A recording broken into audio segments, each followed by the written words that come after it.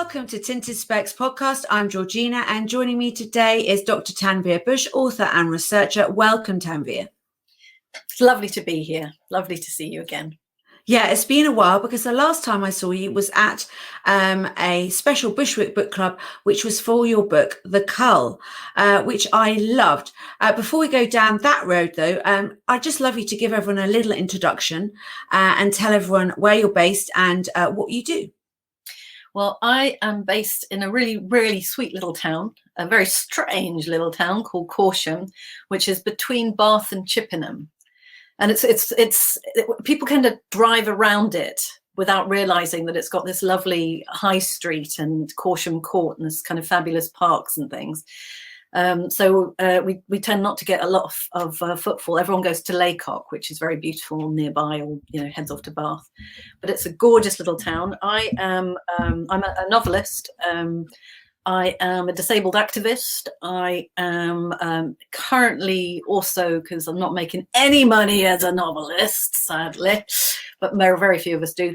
So I'm also working in a job that I love very much. I'm working as a researcher, an associate researcher, research fellow for it's a research project called D4D, which is exploring disability and how disabled people experience community. And that's just about to come to an end. And then we are moving on to another Wellcome funded project, which is really exciting, which I'll tell you more about later in the program. And is that the one that's launching in August? That's the one that's launching. Perfect. Okay, good. So we'll definitely come back to that.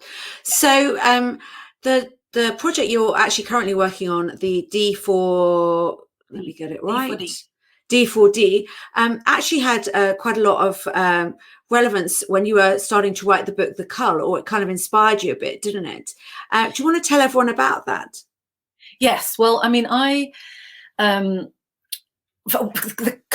novel Cull is a satire really based around the idea of being disabled in UK at the moment. It's kind of a satire around the welfare state. So I wanted to explore what a lot of disabled people were feeling, and this is pre-COVID. Were feeling that their lives were were being shown to be not as important as others. So the idea that actually the way the welfare system was set up was well, I'll give you an example. I went back to the T4 Action experiment. Well, it was T4 Action plan in Nazi Germany. Okay, so in 1938, long story short, 1938, there were a farmer and his wife had a disabled child, and it was in the recession. And this farmer was a very good Nazi, and he wanted to get his child euthanized. So he wrote to Hitler. Him and his doctor wrote to Hitler and said, could we kill our child, please? Because he is a parasite.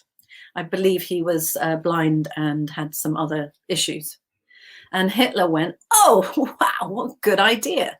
We need to cleanse our stock. So this idea of eugenics that had been actually kind of championed by Galton in UK, and the Nazis had kind of taken on this kind of idea of purity of the race. How do you kind of breed out the impurities? To make that work faster, Hitler recognized that he could start doing that amongst his own people. So this child was then murdered, and a doctor called Karl Brandt, who was the Nazi, Hitler's personal physician, started to plan the T4 action, which was to, initially they killed about 5,000 German disabled children. And then they went on to the adults, thousands and thousands of adults. Now, of course, you didn't have to just be disabled. You could be, maybe your parent was an alcoholic, or maybe you were a kid that acted out at school and got into trouble. But these buses would come and collect you and you would be taken away and killed. And that's how Karl Brandt started, and a lot of other physicians started practicing killing, which they would then use all that practice that they'd had on their disabled community to then go on to the final solution and the mass killing of other groups of people, including the Jewish people, LGBTQI, and so on. So how Hitler and his Nazi party worked to ensure that there wasn't a rising up in protest to his killing of the German children, these kids, initially, and these adults with learning difficulties, was to run a media campaign which basically said, these people are useless eaters, they were called. We were called, people like me were called. So they were parasitic. And they had all these kind of campaigns. There was a very famous film that became, everyone took their fiance, their loved ones to. And it was a film about a woman who chose to die because she was becoming disabled, and how amazing that was. They had lots and lots of kind of comparisons of, look at this person who is a useless eater, and look at this good, strong German family, and how, they can't eat because of this person.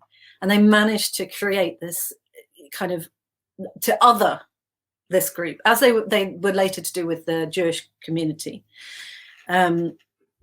So when I went back in to research that, I also recognised that the then government in UK had been doing the same propaganda, using almost word for word some of this parasitic stuff.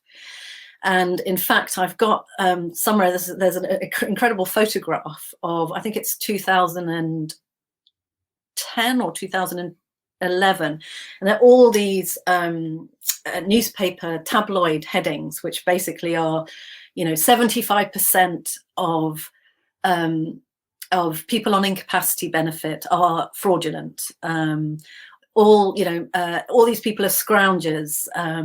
So-and-so has had 9 children and lives in luxury, and all this stuff. And that the 75% of people on incapacity benefit being fraudulent, people still remember that. The actual number was 0.025 of fraud, and that wasn't actual fraud, that was admin error. It's actually, it was, and that particular newspaper did retract, but they retracted in a small paragraph further on, in the paper. So, even now, when I speak, before COVID, when I speak to people, they will remember that. And there are all these ongoing shows on television, sort of so-and-so benefits, cheats and things on TV. And the idea was to ensure that that people on benefits specifically were othered. And most disabled people are on benefits or need some additional form of benefit to help them to get to work, to get shopping sometimes, to get care and so on. So basically, my book brought those two times together in a kind of other England, set in a kind of other, a contemporary UK. I'd actually set it in Cambridge, where I was living. So if you live in Cambridge, you will know, if you're reading the book, you'll recognise the job centre, for instance. And the idea was that the state was going to sponsor euthanasia. And to start with, they were going to bring all these disabled, elderly and young people together in big kind of nursing homes. In my novel, I think there's it's a nursing home which has had add-ons. Yes, and the idea is, that you bring it all together and you save lots of money and everyone else can get on with their lives. And in my novel, there is a visually impaired woman with a guide dog. She's not me. I made her taller and I gave her a really good sex life. So she's definitely not me.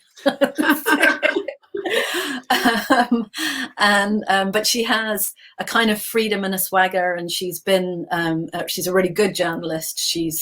Before she lost a lot of sight, she had been embedded with the troops, for instance, in Iraq, and she really knows her stuff. And she finds herself in England on a kind of being unable to find work apart from doing really menial work at a local tabloid. And she uncovers this euthanasia that's going on. And then I try to make it funny so that it would tickle people into reading it, because I didn't want to be finger wagging, but I did want to. I was so shocked, and I'm still so shocked that people don't recognize what had been happening pre-COVID to the disabled community. So I remember when I read the book, I mean, I loved it. It was like a Marvel kind of superwoman adventure, and it was fast paced. You didn't know which way it was going to go. I mean, it was incredible. And it wasn't really until we went to the Bushwick Book Club night where I realized the gravity. I mean, I could read about all these people, and they had, different forms of disability, whether it was visual impairment or whether they, had to have additional help at home. But it wasn't until we got to the event, which I realized how difficult it is for people. And like, you had us all wearing kind of glasses with a little hole in, which is how you see through a tiny hole in the middle of both eyes, I believe. And I was like, wow. I mean, I had no idea. And the minute silence and things like that. So initially I was like, this is the most fantastic book. Everyone has to read it because it's so funny, fast paced, like it's a real empowering book for women, I think, hugely. But in fact, it's telling almost two different stories, isn't it? It's empowering for women, but it's also trying to explain in a way for everyone to understand what was happening in this country under our noses, I suppose. Yeah, exactly. And there's about five. I don't know, who is it? There was a researcher in the 50s who posed the Nazis, and he Allport. That's right. Allport looked at prejudice and what happens and how prejudice escalates. And Allport's that had 5 different stages, he called them, of prejudice. Subsequent other scholars and other academics, other journalists have looked at this, and they've added on things like the Rwandan genocide and the Serbian war and so forth. And we were basically on the 5 stages of othering people in order to then exterminate them. You've got the first one, which is kind of just vocalizing, making jokes about people. I think the second one is ostracizing, keeping away from them. Third one is separating them. The fourth one is hate crime. And then the 5th one is extermination. And we were in pre-COVID, we were on number 4. The hate crime against disabled people had risen, I think it was 420% over the last sort of 10 years pre-COVID. The reason I keep saying pre-COVID is because COVID made it much, much worse. Yeah. Much, much worse. So the book was trying to explain in a little way what happens when you other people, and also the idea that I don't know if I got that clearly enough, but if 1 in 4 people is disabled, and if you think that everyone will be disabled at some time, either through pregnancy, through old age, through having toddlers, just from having a blinding headache, on and off doing too many Zoom calls every now and then, but you will have a period in your life where you are what in the social model of disability is you are disabled by society in some way or another. So you will have a time in your life when you are not able to do what you want to because society isn't built for you. Everyone is going to experience that. 1 in 4 people has what has a disability that they talk about. So that's 1 in 4 people, and every single group of people, then, from the Black Lives Matter movement, the LGBTQI plus movement, or every single group of people, the Trump people, the Biden people, the people who like Boris, the people who are, all the different political parties, every single group of people, every tribe will have disabled people. So how on earth have we got to the stage where we other people who are us? It's so weird when you think about it like that, and it's so ingrained, and it's ingrained over and over and over again. Separate, feel pity, feel, kind of repugnant towards, you're just doing it towards yourself. Yes. So that book was an attempt to kind of reach across that divide and start exploring those kind of questions without smacking people around the head and going, sake, sort yourselves out.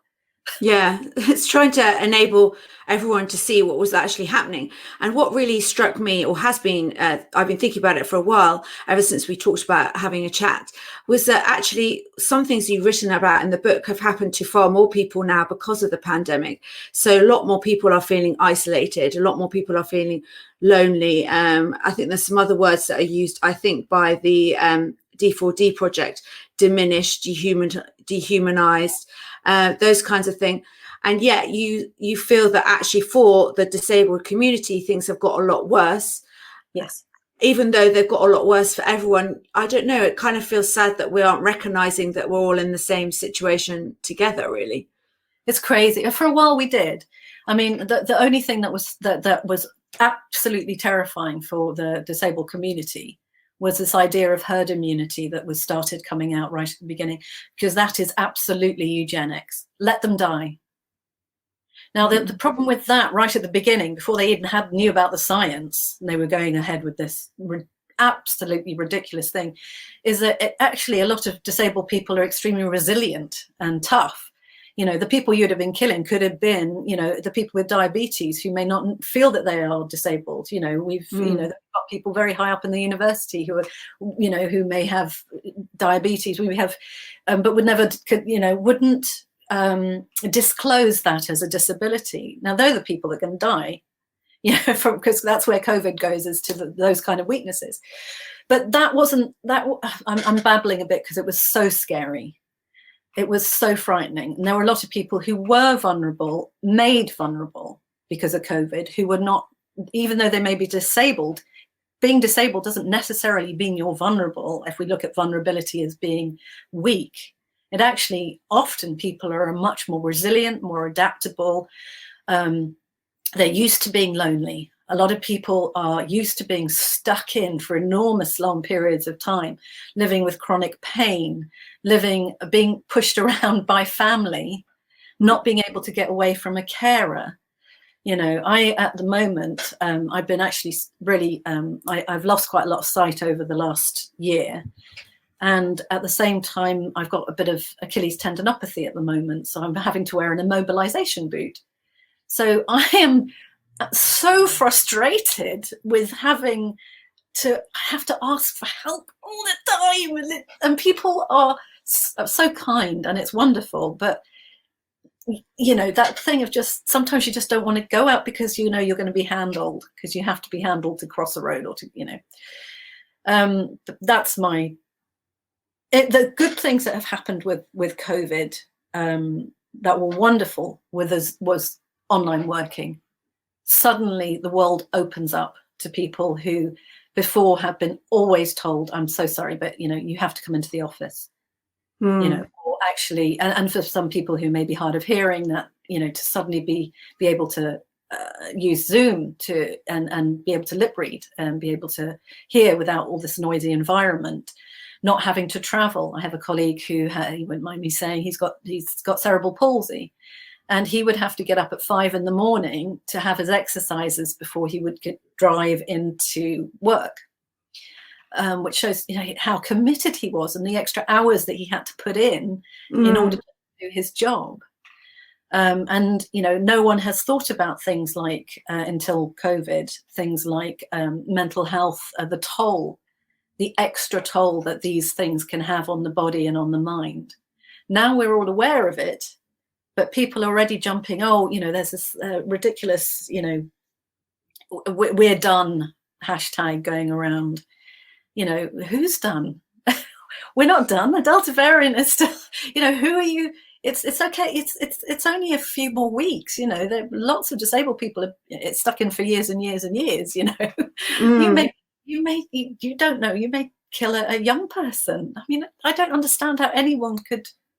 Anyway, sorry, I'm jumping all over the place with this, but it's very emotive for you, isn't it? Yes. And it's emotive for all of us, but I think for you, it's just kind of, it's exactly where it's just kind of showing what the problems are, and you want to be able to solve the problems, or to, find a way forward for everyone to work together, to be on the same starting block, to, have an equal feeling of safe, loved and valued, really, isn't it? Exactly. I think. Yeah. It's our common humanity. And, I feel it very, very personally that the lived experience of being disabled, and I wasn't always disabled. I knew I was going to lose my sight when I was 21, but I didn't really. I stopped driving only in 2002. Oops. honestly didn't do that drive that time.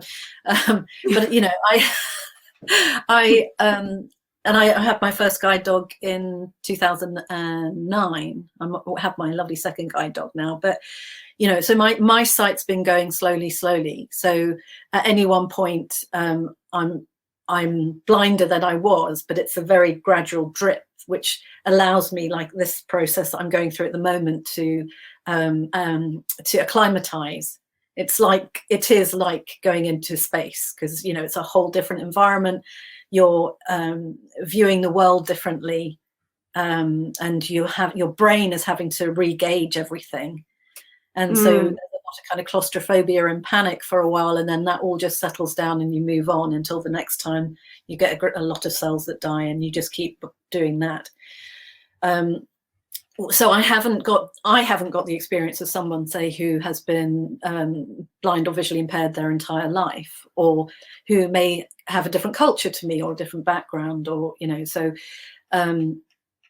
it is of course extraordinarily personal to me, but I understand it's also very because I can be vocal about it, because I am in a position I can bang on about it, whereas there are a lot of people who just feel that they don't have that opportunity to get their voice heard, and those are the people that I worry about more. And how do we get those voices heard, and how do we? But most, this thing about the common humanity, how crazy it is that it's crazy that there is racism. It's crazy that there's racism. It's just bonkers, but we acknowledge it and it's there. Ableism and disability has that same kind of weight. A hate crime is a hate crime is a hate crime. Are you worried about the future, particularly now your eyesight's getting gradually worse because of the pandemic, or kind of what are your thoughts about that? What was interesting was that both my colleague with cerebral palsy and potentially myself, had we got COVID in the early days and gone into the hospital unconscious, may very well have had a do not resuscitate placed on us because of our disability.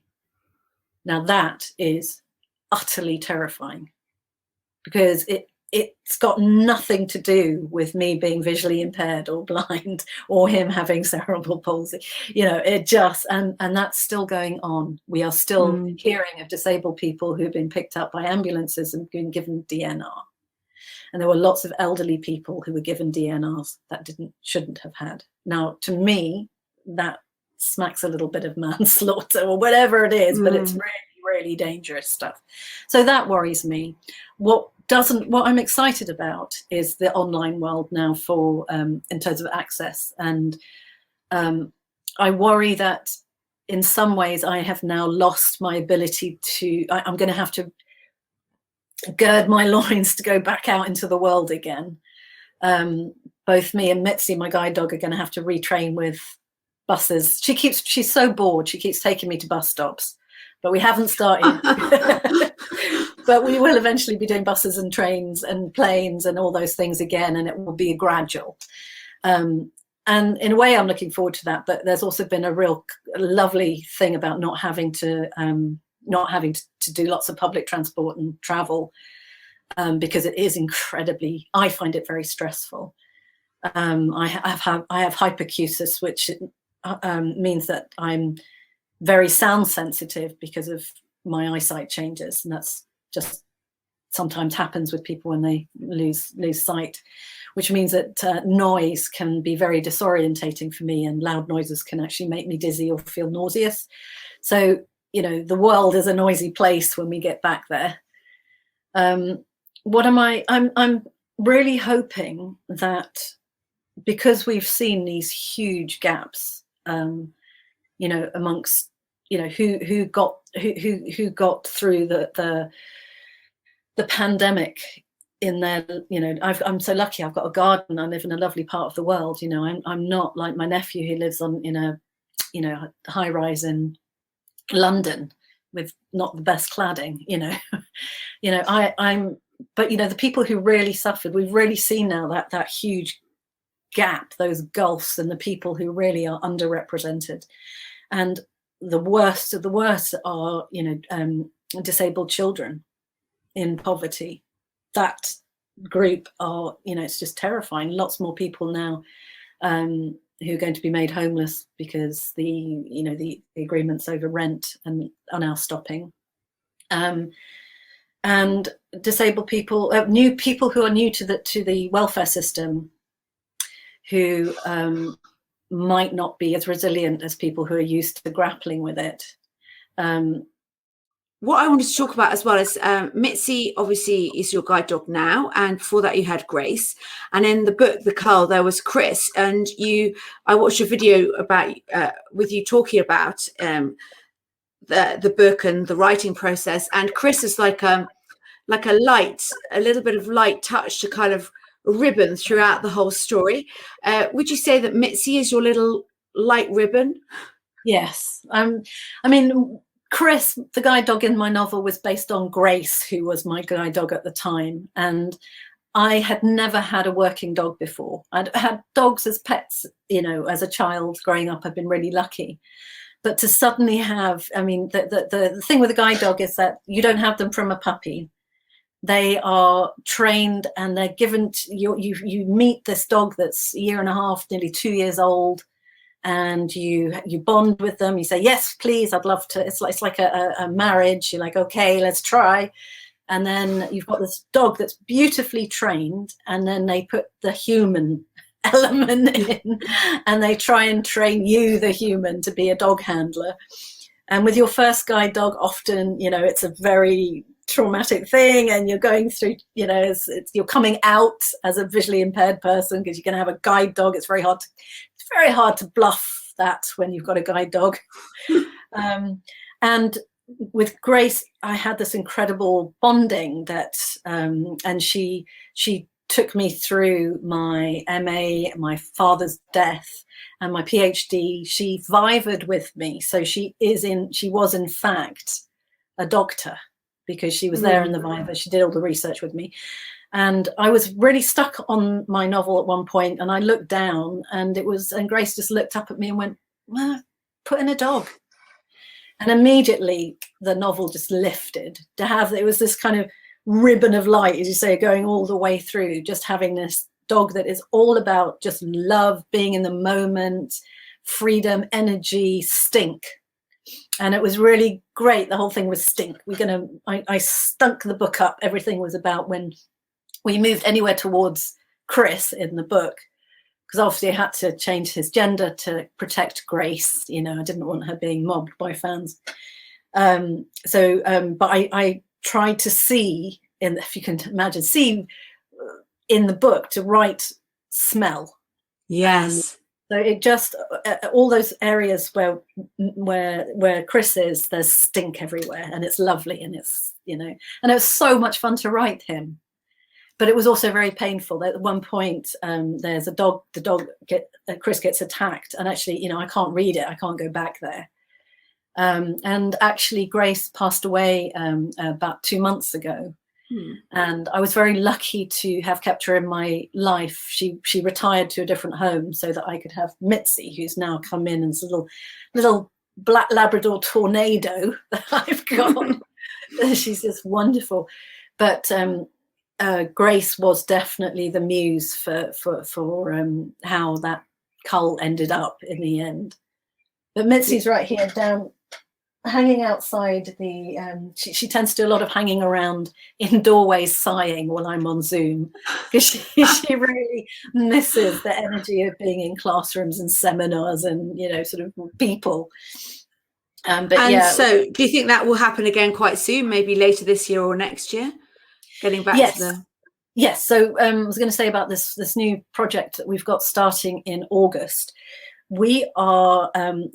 There's a very small team who I'm part of, I'm very proud to be part of, and we've won a Wellcome Trust bid to set up a really unique disability research collective.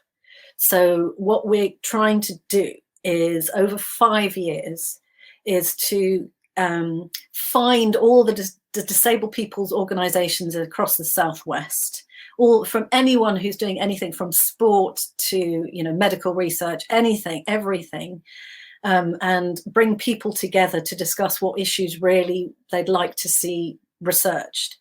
And at the same time, we're going to try and encourage people who've never even been able necessarily to get into university to do some of their own research, supported by academics already in place. So potentially people who may have been participants in studies before, who'd never thought of themselves as being in academia, but have really got something to say. We're going to try and find a unique way of getting them supported and out there. We over the 5 years, we think we've got 9 research fellow places that we're going to try and bring through.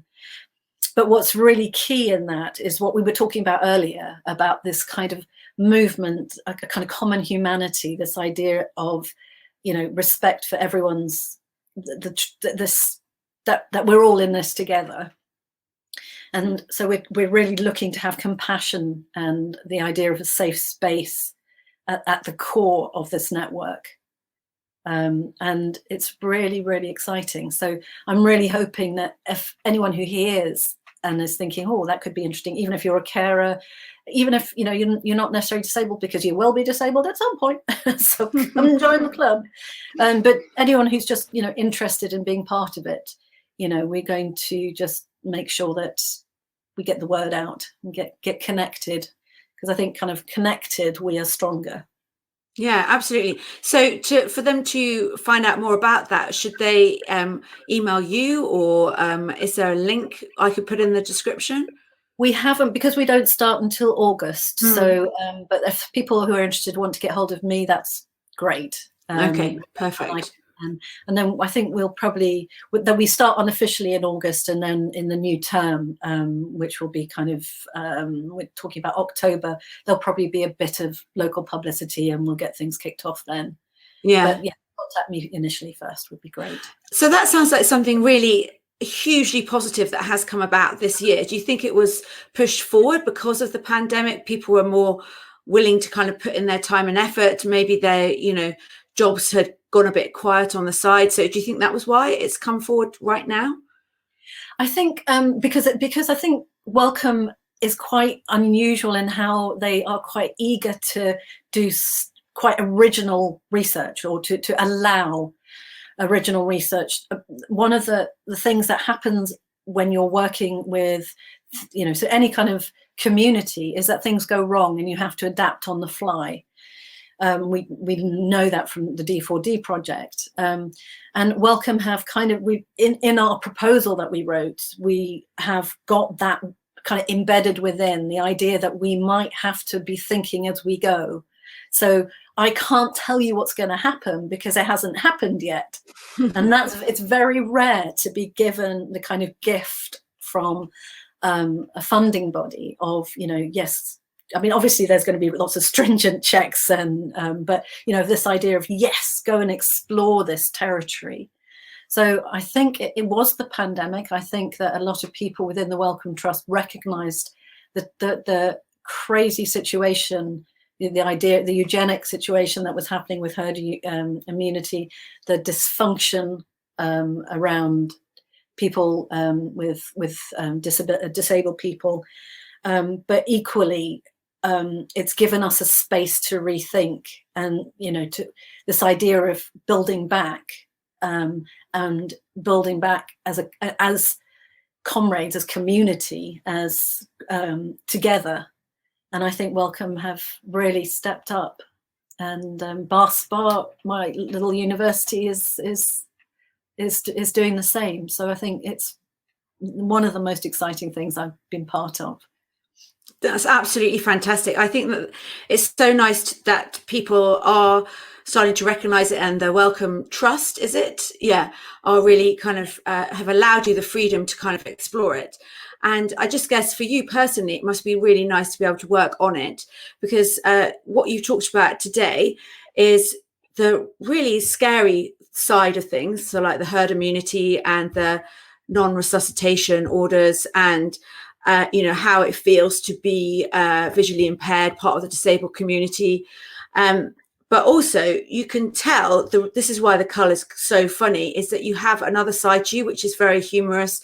And the dog, Chris, I think really, I think about that. And I wanted to ask you just a silly question. Is smell more important to you now? And is that maybe why you introduced that more I know Chris is a dog, but a lot of the time when I'm looking at what's in my fridge, I'm like, is that? I better smell it. No, smell is really important. I think probably like my hearing, it has sharpened just to prevent me poisoning myself.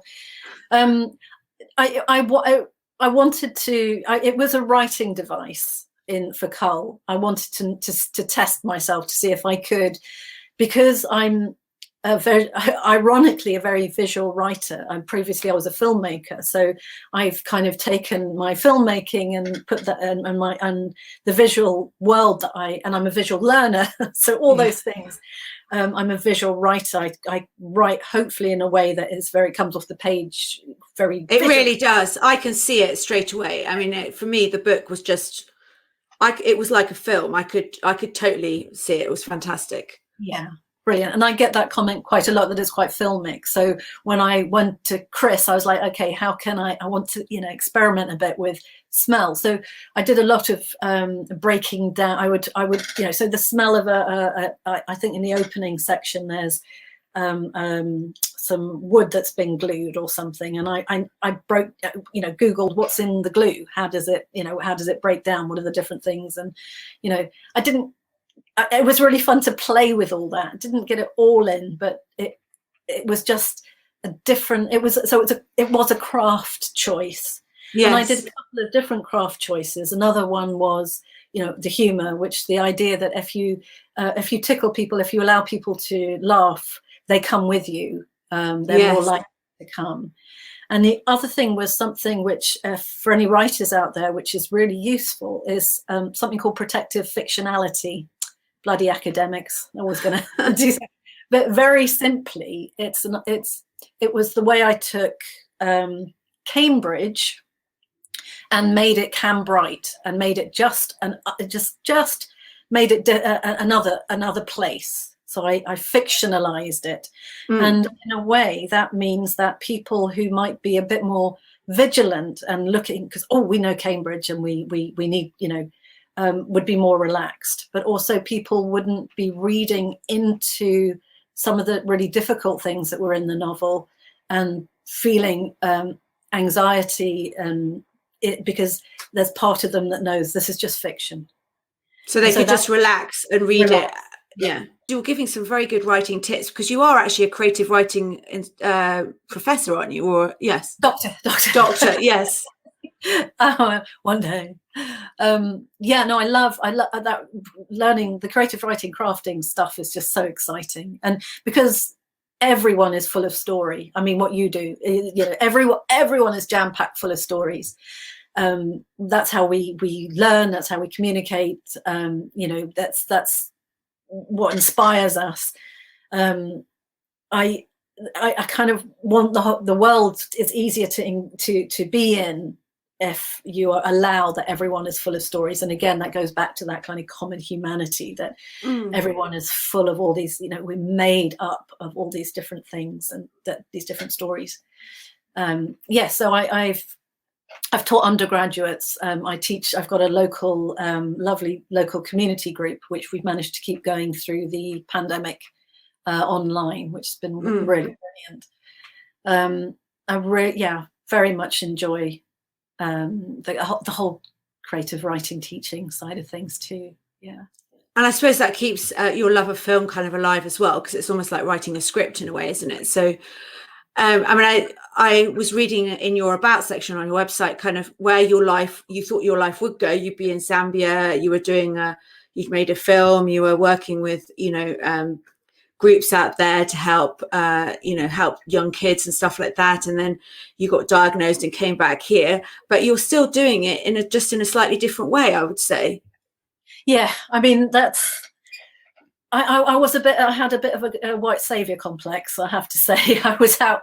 My dad was a doctor in Zambia, and my brother is actually he's so lucky. He's back out there now. He's got a family and he's working out there.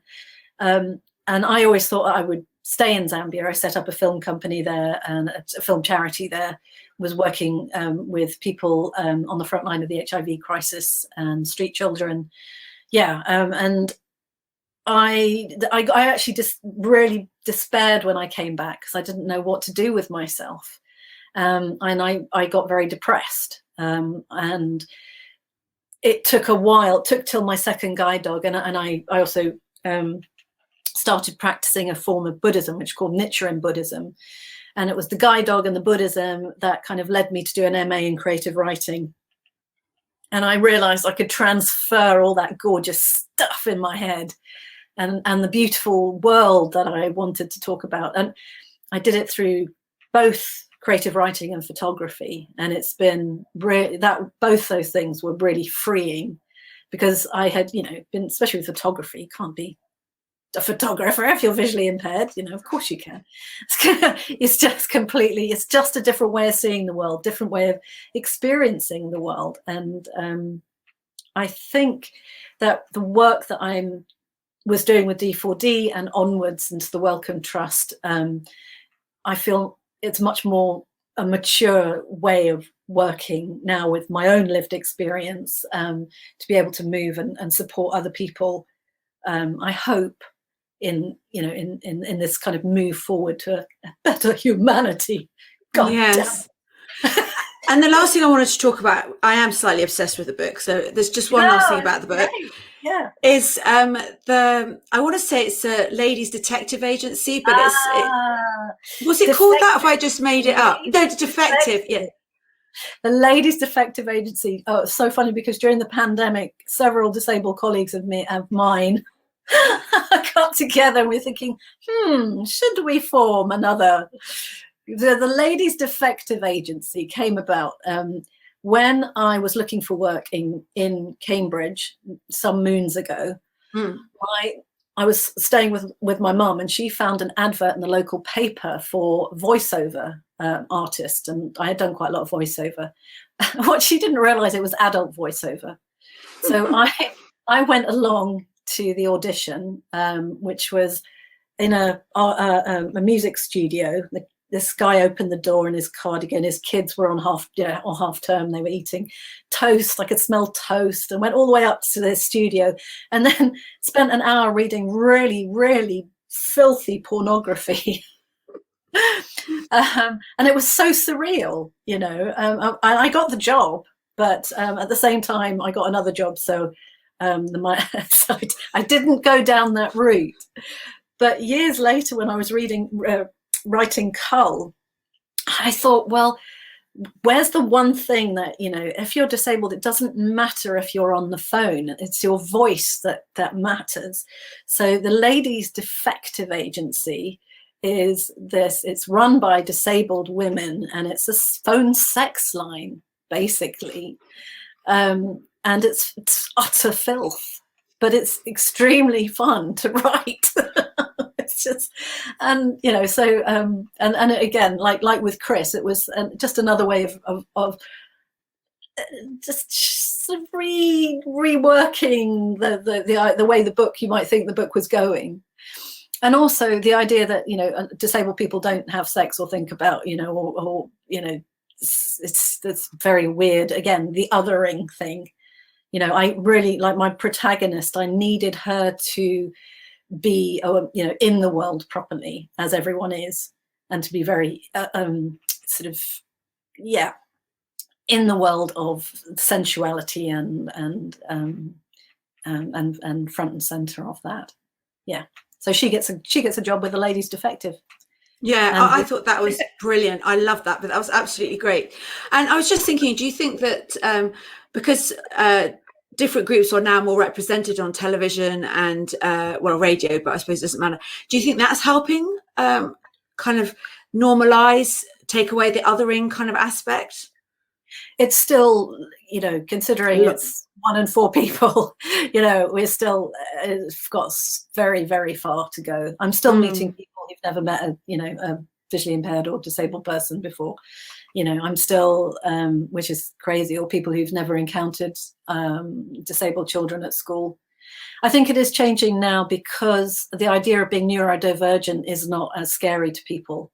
So there's a lot more openness about dyslexia, dyspraxia, autism, and anxiety. And I think those things help, you know, it's less, we're getting headings maybe to a more open disclosure, people more willing to disclose at work.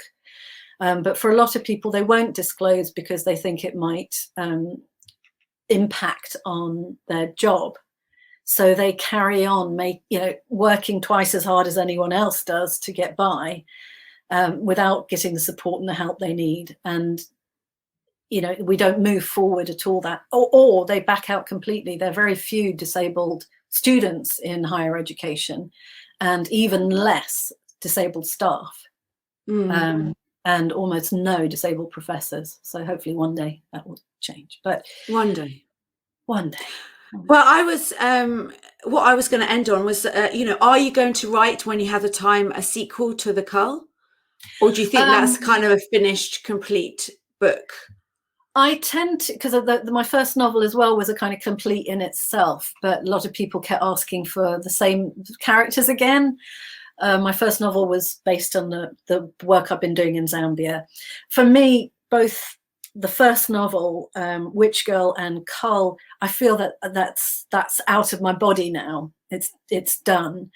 I'm desperate to write some more. So at the moment, I'm working on some short stories based around caution, and thinking slightly about pandemic and stuff. But I'm very torn because I need to personally be in a very different space to be creative, and the research kind of does suck a lot of that creative energy away. But I think something else is coming. I just can't. Yes, I feel it. I feel it. Tanvir, thank you so much for speaking to me today. I really kind of honor your kind of passion, your voice, and helping to explain kind of what it's like living with a disability to people who think they don't have one yet. As you said, it's 1 in 4. Yeah. And I just think that you're really very inspirational, and I learned a lot from the book. So personally, I'd encourage everyone to go and get it. Me too. Get it. And I hope to see you in person very soon, and good luck with everything, and take very good care of yourself. Thank you very much. Take care. Bye-bye. Thank you. Cheers.